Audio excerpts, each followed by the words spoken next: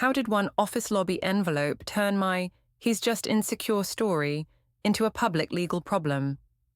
Why did my husband stay calm for weeks, then let the official result hit me in front of my coworkers? And what do you do when the man you called the villain is suddenly the only one holding receipts? My name is Romola Sutter, but everyone calls me Romy. I was 33 then.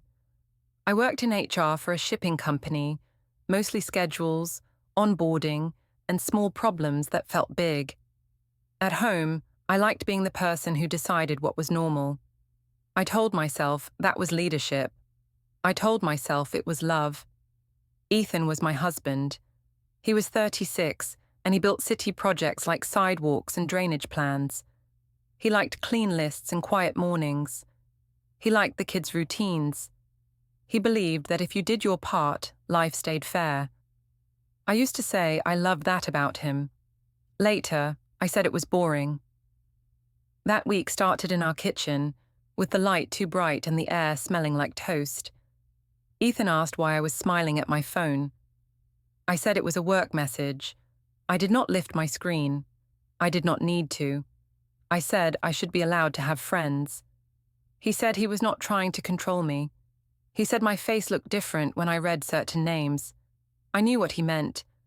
The name was Miles Hargrove. Miles was my ex. He was 34, and he sold things for a regional company. He was the kind of man who walked into a room like he owned it, even when he did not. He used to tell me I was too much for small people. He used to say my fire needed oxygen. Ethan never talked like that. Ethan talked like a plan. I told myself I did not miss Miles. I told myself I only missed the version of me that Miles noticed. That sounded smart in my head, like therapy language. It made my choices feel clean. Ethan poured coffee and asked if I could stop comparing him to the past. He asked it in a calm voice. That calm voice made me feel accused anyway. I said he was being sensitive. I said I had a right to speak honestly. He said honesty without care was just a weapon. I laughed like he was being dramatic. I said he always made himself the victim. We stood near the sink with two mugs on opposite sides of the counter. I saw his eyes go down to the calendar on the fridge. There was a small sticky note that said, "Bring forms." I did not ask what forms. I acted like I did not see it. In my mind, Ethan was always doing projects, and I was always doing real life. At work, I liked being watched. It made me feel safe. The open office had glass walls and bright screens, and people who reacted fast. In the break room, my friend Talia asked how married life was going. I told her Ethan was on one of his moods again. She asked what I meant. I said he got jealous when I talked about my past. Jade, another coworker, asked if he was the type who checked my phone. I said he did not, but he wanted to. I said he hid it behind a calm face. They both made faces like they felt sorry for me. That was the moment I wanted. I leaned into it. I said Ethan had always been insecure. I said he never understood what it felt like to be wanted. I said he acted like I should be grateful for basic respect. Talia said I deserved passion. Jade said men like Ethan used quiet as control. I did not correct them. I let their words build a wall behind me. When you have a wall, you can push someone into it and call it an accident. Later that day, I walked outside during lunch. I told myself I needed air. I told myself I needed a break from Ethan's energy, even though he was not there. I walked along the riverside promenade because it was a straight path and people could see you. Public places always made me feel like nothing bad could happen. They also made me feel like nothing I did could be fully blamed on me. Miles was there, like the world had placed him carefully in my way. He asked how I was doing. I said I was fine, just tired. He asked about Ethan. I said Ethan was still the same, steady and safe. Miles said safe could turn into a cage. I said I knew. He said he still remembered how I laughed when I was not stressed. I said I still laughed. He looked at me like he did not believe it. That look made me want to prove something. Miles asked if Ethan treated me well. I said yes, Ethan did the basics. Miles said basics were not love. He said love was choosing someone every day with your whole self. I told myself he was just talking. I told myself words were not actions. I told myself I could hear him without being pulled. When I got home, Ethan was in the living room with Noah stacking blocks. Poppy sat at the table drawing a family with thick stick arms. Ethan asked how my day was. I said it was busy. He asked where I went at lunch. I said I walked. He asked where. I said downtown. He asked who I saw.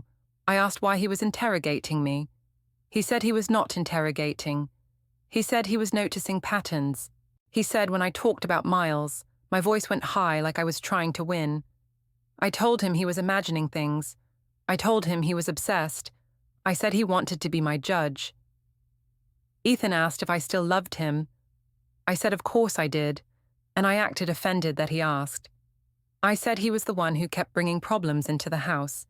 He said he did not bring the problems. He said I carried them in and dropped them on the floor. I went upstairs and changed clothes with the bedroom door half closed. I wanted him to follow. I wanted him to apologize for asking questions. He did not follow. He stayed downstairs with the kids, like I was just background noise. That silence made me angry. It made me feel like my power was leaking out.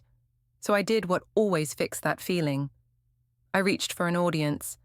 I opened my phone and scrolled to an old photo of Miles and me at a beach, back when I looked like I believed in myself. I typed a caption that did not use his name. I wrote something about real chemistry and remembering who you are. It felt harmless because it was vague. It felt cruel because I knew Ethan would understand it anyway. I posted it, then I went back downstairs with a smile I could not explain. Ethan's phone buzzed on the table. His eyes flicked to it. He did not pick it up. He just looked at me, and his face went still, like a door closing without a sound. The next day, my post did what I wanted. It made people react. Talia sent me a laughing emoji and wrote that I was back. Jade sent a fire emoji and said I should not let anyone dull me. I read those messages in the office bathroom, like they were medals. I told myself it was just a photo. I told myself Ethan was the one making it serious. At home, Ethan stayed polite. He asked what the caption meant. I said it meant nothing, and that he was searching for reasons to be upset. He said he was not searching. He said I kept leaving clues on purpose. I asked why he was acting like a detective. He said he did not want to act like anything. He said he just wanted the truth. I said the truth was that he was insecure. I said I should be allowed to remember my life before him. I said he wanted a wife who had no past. He said he never said that. He said I was twisting his words. I told him he always blamed me for his feelings. In my mind, that made me the mature one. That Friday, Talia planned a rooftop bar night. She said we needed fresh air and good men to look at. Jade said she would come too. I told Ethan I was going out. He asked if it was a work thing. I said it was just friends. He asked if Miles would be there. I said he was being ridiculous. He said he was asking because my posts were public. I said he was acting like my manager. On the roof, the city lights made everyone feel important. Music played, and people talked too close. Talia took pictures of drinks and shoes and the skyline. Jade filmed short clips like we were famous. I liked being in the frame. It made me feel like my life was not small. Talia asked how Ethan was doing with the jealousy problem. I said he was the same. I said he liked to act calm, but it was only a mask. Jade asked if he ever raised his voice. I said he did not need to. I said silence was his weapon. I saw them nod like I was telling a serious truth. Then Talia brought up exes, because she always did. She asked if I ever missed the old spark. I said, sometimes I missed being wanted without rules. She asked who wanted me like that. I said Miles knew how to see me. I said Ethan saw me like a checklist. People at the next table heard. Someone laughed. I felt heat in my face, but it felt good. I leaned into it. I said Miles had ambition and energy. I said Ethan was safe but not exciting. I said that was the truth. I said honesty was better than pretending. I saw Ethan at the bar entrance a few minutes later. I did not expect him. He did not storm in. He did not shout. He walked like someone who came to pick up a package. He asked if we could talk outside for a minute. I said he was embarrassing me. He said he did not want a scene. He said he only came because Poppy had a fever and he could not reach me. I followed him to a quieter corner near the elevator doors. He asked why I was posting about my ex and making jokes about him. I said I was not making jokes. I said people were too sensitive now. He said it was not about people. He said it was about us. I told him he was trying to control what I could say. I told him he could leave if he wanted. I said he would not find anyone better. I said I was the best thing that happened to him. I watched his face, waiting for anger. He did not give it to me. That made me feel like I was pushing on a wall that did not move. He asked if I wanted to stay married. I said he was forcing drama.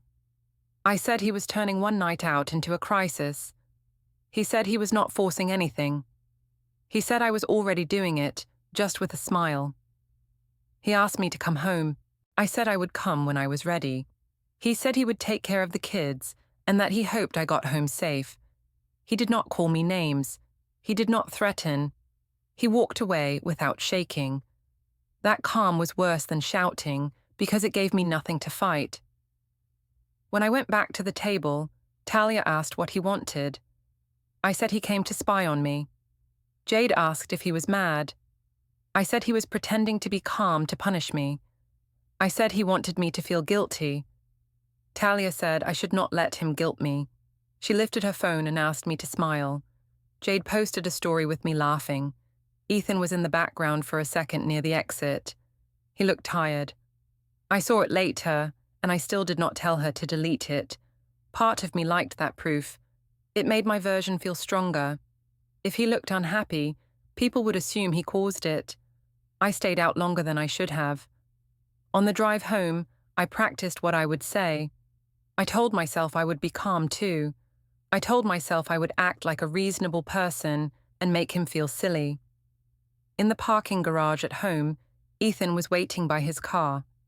He asked if I knew about Poppy's fever. I said he should have handled it. He said he did.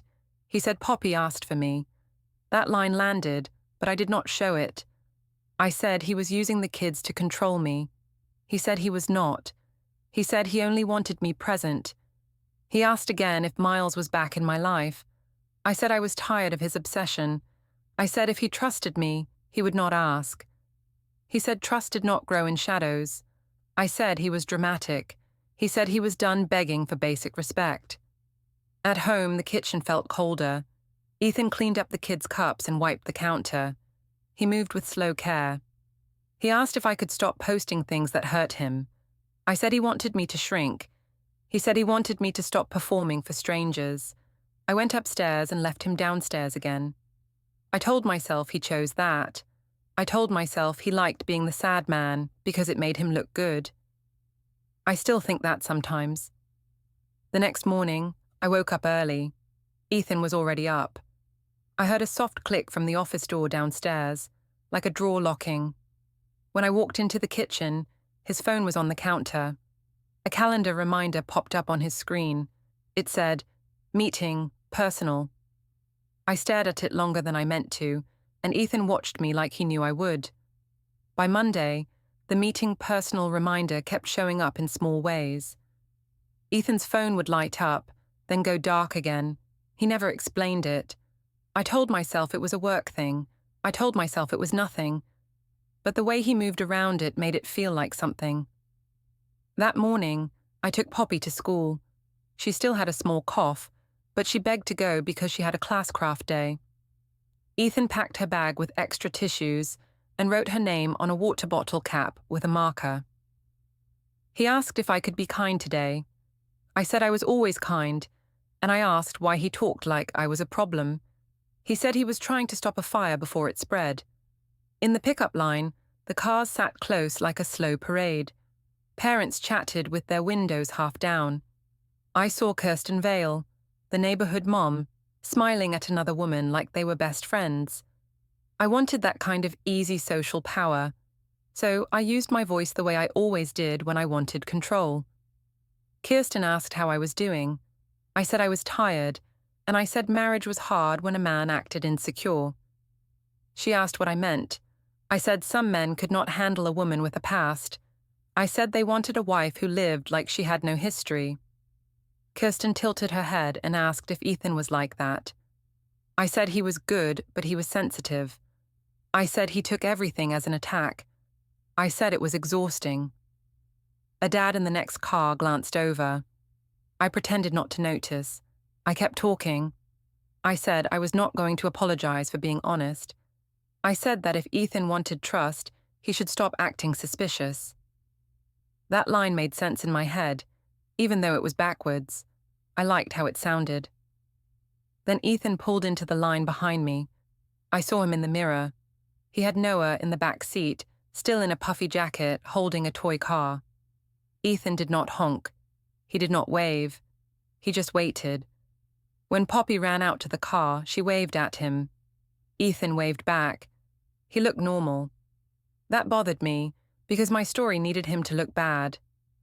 At home, Ethan had already set out lunch items for Noah and left a note on the counter that said, "Call pediatrician if cough worsens." The note was neat and calm. It made me feel like I was messy even when I was not. I told myself he did that on purpose. Later, I had to run errands. I took Noah with me and went to the supermarket. The store was bright and cold. Noah sat in the cart and kicked his feet. I scrolled my phone between aisles and saw a missed call with no caller ID. I stared at it for a second. I told myself it was spam. Then I saw another missed call. Same thing. I felt a flicker in my chest, like a warning, but I pushed it away. At the checkout, I realized I had forgotten the family rewards card. I texted Ethan and asked for the number. He replied fast and sent it.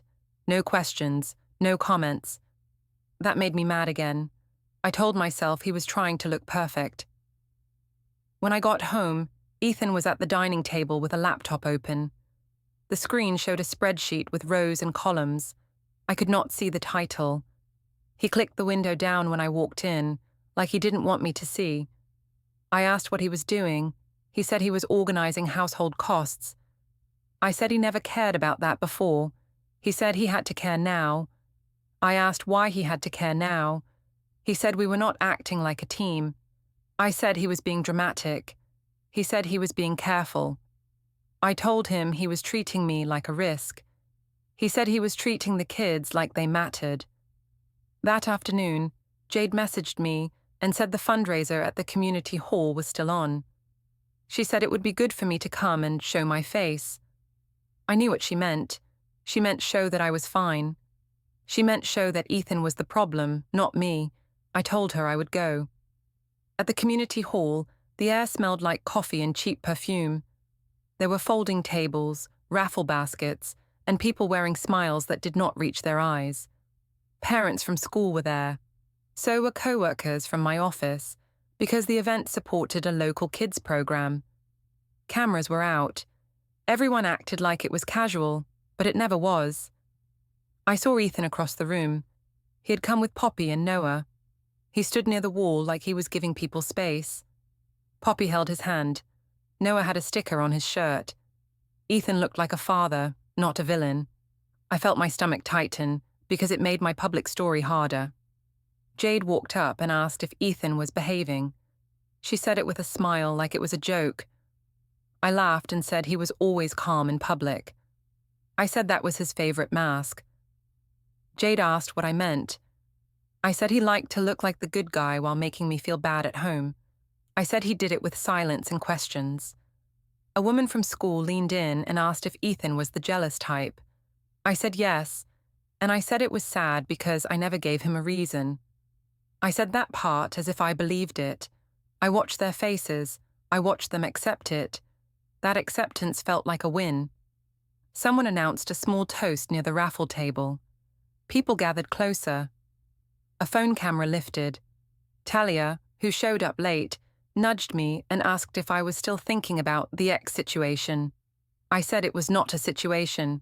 I said it was history. Then I said, loud enough for a few people to hear, that some men could not handle history because they had nothing exciting to compare it to. A couple of people laughed. I saw Ethan's eyes move toward me. He did not glare. He did not storm over. He looked at the floor for a moment, like he was counting. Then he turned and spoke quietly to Poppy. She nodded and walked toward the craft table with another child. Ethan walked to the side exit and stepped outside for a second. I followed him halfway, not all the way. I wanted to see if he would break. He did not. He came back in and stood farther from me. As we were leaving, Ethan asked if we could talk about what I said. I said he was making a big deal out of nothing. He said it was not nothing when strangers repeated it. I asked how he knew strangers repeated it. He said people had reached out. He said he was not going to argue about it in public. In the parking lot, Noah cried because he dropped his toy car under the seat. Ethan found it and handed it back without a word. Then he asked me calmly if I wanted to keep doing this. I said he was trying to threaten me. He said he was not threatening. He said he was choosing a path where the kids stayed safe. That night, my phone buzzed with a message from a parent I barely knew. She said she did not want to get involved, but she felt uncomfortable. She sent a screenshot of an old story from Jade's account, the one from the rooftop bar, where my laugh and Ethan's tired face both showed. She asked in a careful way if everything was okay at home. I stared at the screenshot. My own caption and my own smile looked different when someone else held them. For the first time, I wondered if I had made this too public. Then I told myself the parent was judging me because people always judge women. I told myself Ethan must have complained to someone. I told myself it was his fault that people were watching. Ethan walked past me toward the office door. I heard a soft beep, like a recording app starting, then stopping. He did not look at me when it happened. He just opened the door, stepped in, and closed it gently behind him. Saturday was the family dinner. Sharon planned it like a small show, with a long table and a big roast, and the kids' cups lined up like props. She said it was just to bring everyone together. I knew what she meant. She wanted Ethan to sit across from people and feel watched. She wanted him to behave the way she thought a husband should behave, which was to smile and accept whatever I said. Ethan arrived with the kids at exactly 6. He carried Noah in one arm and a bag of snacks in the other. Poppy ran ahead and hugged Sharon. Sharon kissed her hair and said she missed her. Then Sharon looked at Ethan, like he was a guest who overstayed. She asked if he was working too much again. Ethan said he was busy but managing. I sat down first, near the middle, where I could see everyone. Keely sat close to me. Ethan sat on the other side, near Marianne. Caleb came too, late, still wearing a jacket like he planned to leave fast. The table felt full, but the air felt thin. Sharon started talking about respect in families. She said modern men forgot how to lead. She looked at Ethan when she said it. I smiled like I agreed. I did not stop her. I wanted her words to do my work for me. Ethan asked Sharon to keep things kind. He asked in a calm voice. Sharon laughed and said she was only telling the truth. She said Ethan took everything as an attack. She said he had always been sensitive.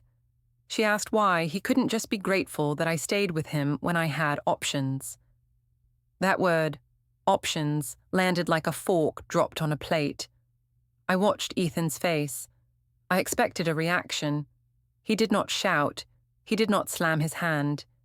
He just looked down at his napkin and folded it once, carefully, like he was using his hands to keep his mind steady. Keely leaned toward me and asked quietly if I could stop this. I asked what she meant. She said I was poking him in front of everyone. I told her she was overreacting. I said Ethan needed to learn. Keely asked if I was actually seeing Miles again. I told her she sounded like Ethan. I told her she was accusing me and acting like a traitor. Keely said she was trying to protect me. I said I did not need protection. I said I needed people to stop treating me like I was wrong for wanting more from life. Keely went silent and looked at her plate. I felt a small sting, but I told myself it was her problem. Marianne spoke once, softly. She said respect was not a joke, and children remembered tones more than words. Sharon rolled her eyes. I changed the subject fast, asking Poppy about school, asking Noah to show his toy. I wanted the table to move on, because I wanted to keep the feeling that I was in control. Halfway through dinner, Sharon asked Ethan if he checked my phone. Ethan said he did not. Sharon asked if he wanted to. Ethan said he wanted trust, not control. Sharon smiled like she caught him. She said that meant he did not trust me. She asked why he didn't trust his own wife. Ethan said trust needed care. Sharon said that was a fancy way to blame me.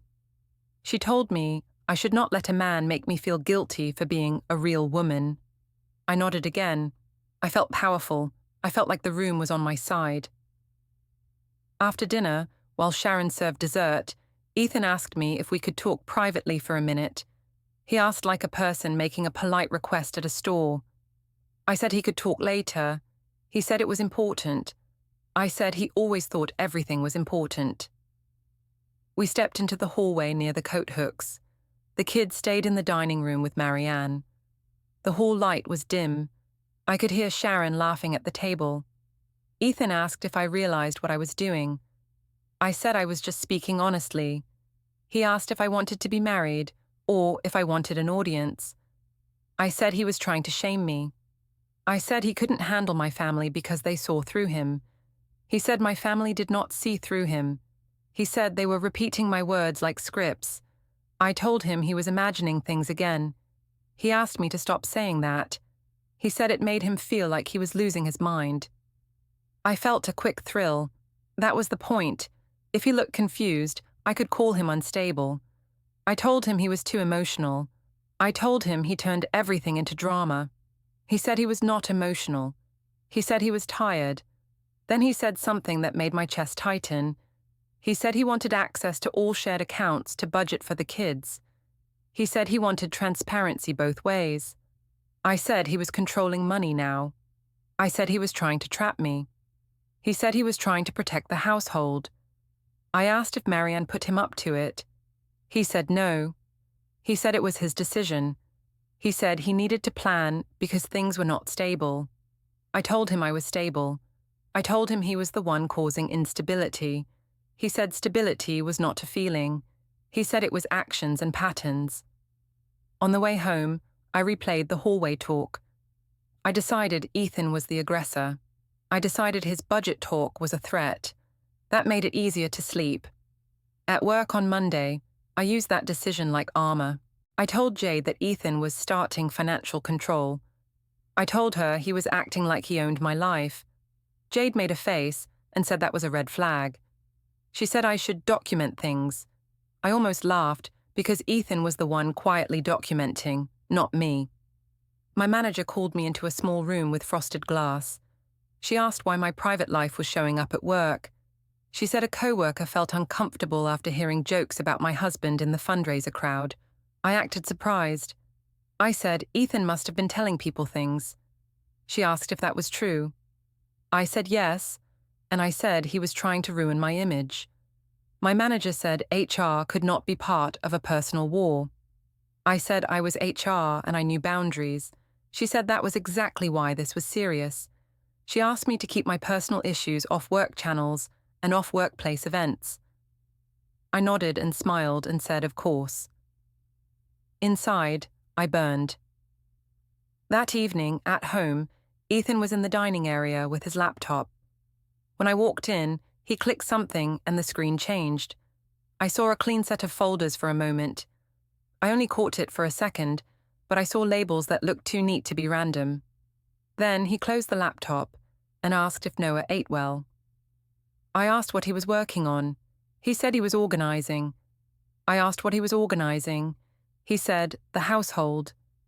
I said that sounded like a threat. He said it was a responsibility. He went upstairs to check on Poppy. On the counter, his phone lit up with another small notification. I did not touch it, but I saw a cloud sync message flash and disappear like a wink. It felt like the house had a second life I was not part of. I told myself Ethan was being dramatic again. I told myself he would calm down if I stayed confident. Still, that night, when I walked past the office door, I heard a faint smell of toner, like something had been printed. I stopped and listened. There was no sound. Then, from behind the door, I heard a soft click, like a drawer locking, slow and final. By Tuesday, I decided I needed to feel in control again. Ethan's calm was not the kind of calm that invited peace. It was the kind that made me feel watched. He did not chase me. He did not ask 10 questions. He did not beg me to pick him. That should have made things easier, but it made me restless. I wanted a reaction, because a reaction would prove my story. So I went to the gym after work, even though I could have gone home. I told Ethan I would be a little late. He asked if I needed him to handle dinner. I said yes. He said okay, and he did not ask where I was going. His voice was flat, not angry. That flatness felt like disrespect. In the gym parking lot, I sat in my car for a minute and watched people walk in with headphones and water bottles. Miles texted me and asked if I was free. I told myself it was just a talk.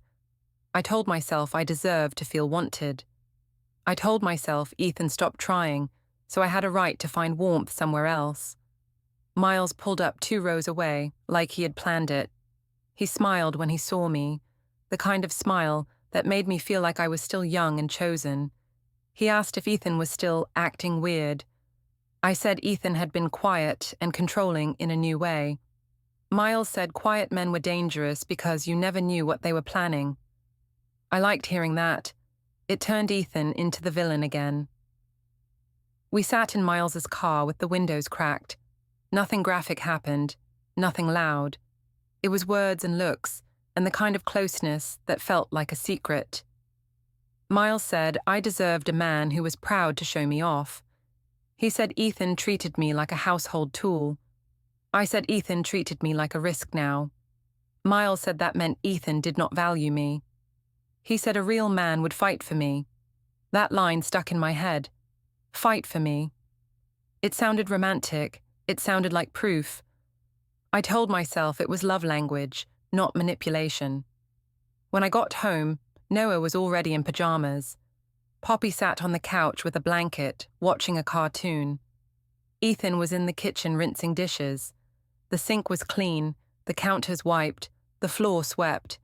It looked like a staged home, like a picture in a catalogue. I felt small inside that neatness. I did not want to say thank you. Ethan asked how the gym was. I said it was fine. He asked if I felt better. I said not really, because stress at home was still stress. He nodded like he expected that answer. He did not defend himself. He just asked if I could read to Poppy tonight because she missed me. Poppy asked if I could stay for bedtime. I said yes, but I said it like I was doing a favor. While I read, I kept checking my phone, careful to angle it away. I heard Ethan in the hallway, moving quietly. Then, I heard a low hum from downstairs, like a shredder running for a few seconds. It stopped. The silence after it felt heavy. Later, I walked into the dining area and saw Ethan's laptop open again. A spreadsheet filled the screen.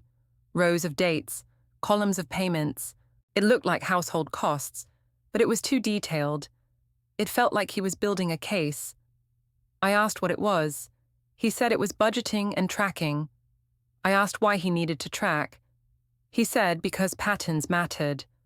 I said he was treating me like a suspect. He said he was treating the family like it deserved safety. I laughed and said he sounded like a lawyer. He said he was not trying to sound like anything.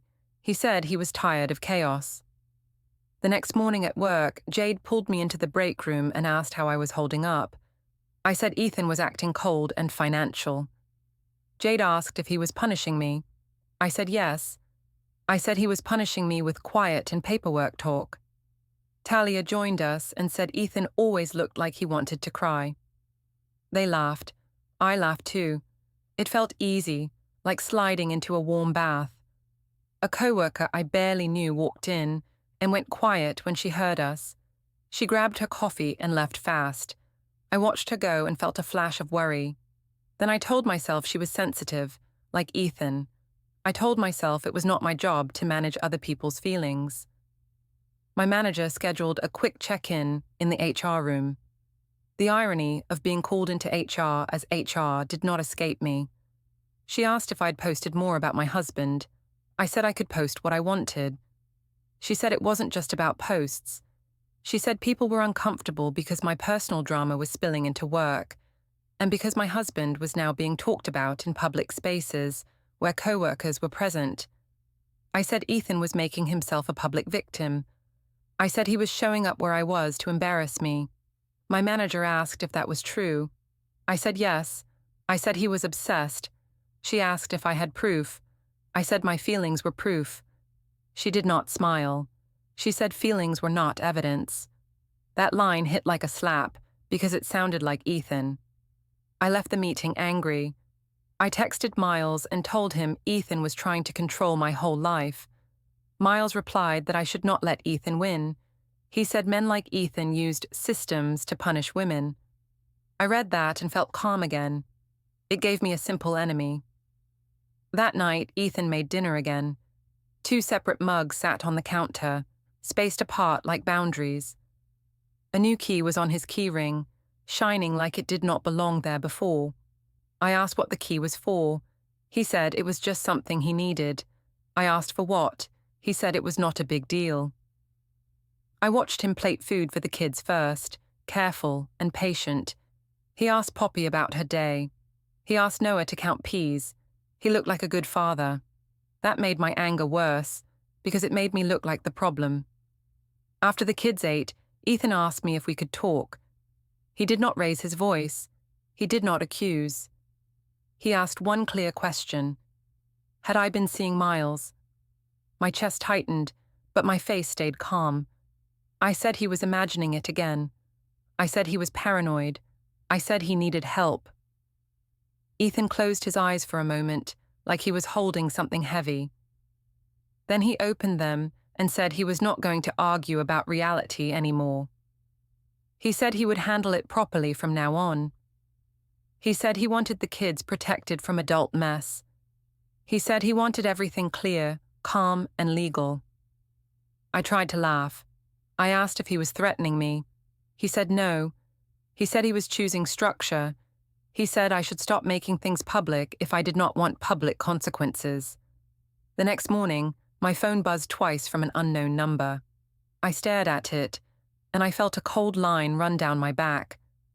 When I looked out the window, Ethan's car was pointed toward the street, packed like he might leave at any moment. Thursday came fast. I kept telling myself the unknown number was nothing. I kept telling myself Ethan's properly line was a scare tactic. He was not the type to do anything real. He was the type to sulk and wait. That was what I believed, because it fit my story. At work, I acted normal. I smiled at people. I answered emails. I laughed a little louder than I needed to. I wanted everyone to see that I was fine. If I looked fine, then Ethan had to be the unstable one. That was my logic. Around lunch, Jade asked if I wanted to grab food downstairs. I said yes. I said fresh air would help.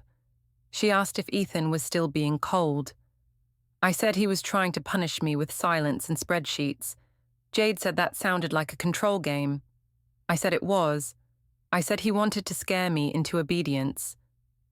Even while I said it, my stomach felt tight. We took the elevator down to the office tower lobby. The lobby was bright, with shiny floors and a security desk. People moved through like a river. I saw a man in a suit talking to security, and for 1 second I thought it was a client. Then I saw Ethan. He stood near the seating area like he had every right to be there. He had Noah's little backpack in his hand. Noah stood close to him, holding his toy car. Poppy was beside them, calm, like this was a normal errand. Ethan looked clean and steady, not messy or angry. That alone felt like an attack, because it made me look like the only one with chaos. Jade saw him too. She went quiet. She asked why he was here. I said he was stalking me. I said he was trying to create a scene. My voice came out sharp, and I hated that it did. Ethan looked at me and nodded once. He did not wave. He did not smile. He did not look scared. He looked prepared. He asked if we could talk for a moment. I said we could talk at home. He said he needed to do it here because it involved timing and clarity. That made my heart beat faster. I asked what he meant. He said it was not a fight. He said it was a process. He said he was not going to argue with me anymore in private, where stories could change. I told him he was being dramatic. He said he was being careful. A woman I did not know walked toward us. She wore a plain blazer and held a large envelope. She asked if I was Romola Sutter. I said yes, and I asked who she was. She said she was there to deliver documents. She asked me to confirm my name again. I asked if Ethan put her up to this. Ethan said nothing. The woman held out the envelope. I did not take it at first. My hands felt stiff. People in the lobby slowed down as they walked past. I could feel eyes on me. I could feel my face getting hot. The woman said I needed to accept it. She said if I refused, she would note it. I took it, because refusing would look guilty. I told myself that. I told myself I was being smart. Jade stepped back like the envelope was contagious. She whispered my name. I told her it was nothing. I said it was probably just Ethan being petty. I said he was trying to scare me with paper. My voice shook anyway. I opened the envelope with my nails. I expected a threat letter. I expected some childish note. Instead, I saw formal pages with my name and Ethan's name. I saw the word petition, and then I saw the word divorce. My eyes went blurry for a second, like my brain refused to read. Then it all snapped into focus. There were temporary rules listed in simple lines. There were instructions about not moving money in certain ways. There were rules about communication. There was a temporary parenting schedule with dates and times. It started immediately. I laughed once, short and ugly. I asked Ethan if he was serious. He said he was serious. He said he had to protect the kids from instability. He said he was not taking them away from me. He said he was setting a structure because I kept making things public and chaotic. He said the schedule was meant to keep their days calm. I told him he was punishing me. He said he was not punishing me. He said he was responding to patterns. I told him he was acting like a judge. He said he was acting like a parent. I said he was doing this because he was jealous. I said he could not handle that I had a past. Ethan said it was not about my past. He said it was about my present choices. He said I could call him insecure 1,000 times, but the timeline would stay the same. I looked down at the pages again. I saw a hearing date. I saw instructions about how we would exchange the kids. I saw that it was written like a machine made it, calm and cold. My chest felt hollow. I wanted to rip it up, but I knew that would not erase it. I turned to Jade and said Ethan was trying to control me. I said he was trying to ruin my life. I said he was obsessed and vindictive. I said he was turning marriage into a court show. Jade did not jump in like she usually did. She stared at the papers and then at Ethan, like she was doing math. A security guard walked closer and asked if everything was okay. Ethan said yes, and he said he would keep it calm. The guard asked me to lower my voice because the lobby was not a private space. That made me feel like a child being corrected. I hated it. Then my manager appeared near the elevators. Someone must have called her. She asked what was happening. I held up the papers and said Ethan was harassing me at work. My manager asked if this was service of legal documents. I said yes, but I said it like it was unfair. She nodded slowly and asked me to step into the side seating area to talk. My manager said we needed to address the workplace impact. She said that if my private life kept showing up in public office spaces, it created risk for the company. She said she also had to review social media posts and public comments connected to coworkers and events. She said HR would not ignore it just because I worked in HR. I told her Ethan forced this. I said he came here on purpose. She asked if I had talked about him at work and at public work events. I tried to answer fast, but my words caught. My manager said we would schedule a formal review. Behind her, Ethan crouched to zip Noah's backpack. He asked Poppy if she had her water bottle. Poppy said yes. He told her they were going to Grandma Marianne's house for lunch, like this was a simple plan. Poppy nodded like she trusted him. I stood there with the papers shaking in my hands. I wanted Ethan to look back at me. I wanted him to look hurt. I wanted him to look like the villain I described. He did not. Ethan picked up Noah, took Poppy's hand, and walked toward the glass doors. He did not touch me. He did not say anything cruel. He did not raise his voice. He just left, steady, with the kids, while the envelope stayed heavy in my hands, and the lobby stayed full of witnesses.